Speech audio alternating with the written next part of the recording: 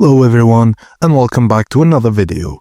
Today we're gonna see how to remove background image on Photoshop. Just don't forget to subscribe for more. Firstly, open the image from which you want to remove the background in your photo editing software, which is Photoshop. In your tool drawer, find the remove tool. It's usually grouped with the spot healing brush. Now, with nothing selected in your image, click Remove Background in the toolbar that appears below the image. The software of Photoshop uses AI to automatically detect and remove the background. You should now see your subject isolated with a transparent background.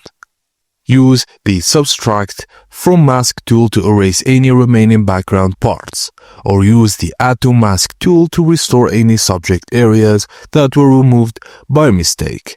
Before using the Remove tool, duplicate your background layer, apply the edits to the copy, then keep your original image untouched. And that's it guys, as simple as that. Thank you for watching, and please don't forget to like and subscribe for more.